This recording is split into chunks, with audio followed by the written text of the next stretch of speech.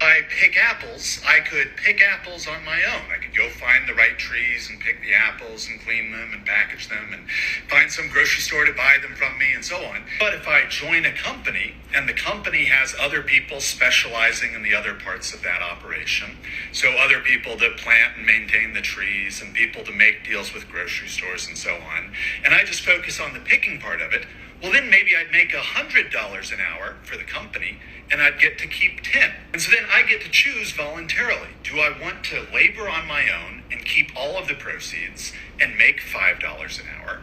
Or do I want to join an organization that makes me better off?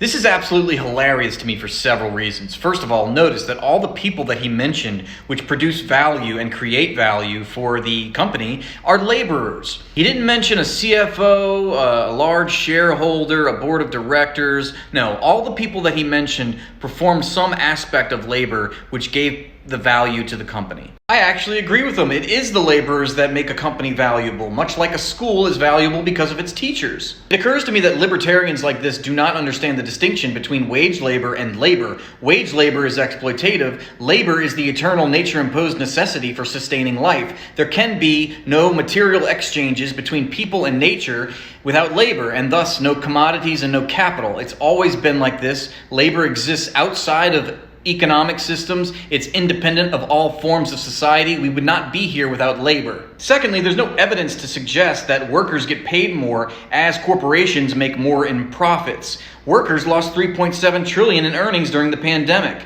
Meanwhile, billionaires get richer by $3.9 trillion during the pandemic. There's only evidence to the contrary. For instance, as productivity has increased and skyrocketed over the decades, real wages have basically stagnated and stayed the same as they were in 1979. Third, as if to prove my point for me, he uses the example of a fruit as a commodity to defend the practices of capitalist corporations. In 1954, the American-based multinational corporation, the United Fruit Company, literally waged war on the government and people of Guatemala because that government was trying to enact socialist policies of agrarian reform. This was affecting the profits of the United Fruit Company, who was exploiting the cheap labor and the resources of this third world country. And so they violently took the land back through the U.S. military and couped the government so that they could keep control of the land. This is what he neglects to factor into his analysis. In capitalism, all public resources are privatized out of the public domain and reinforced through laws and violence.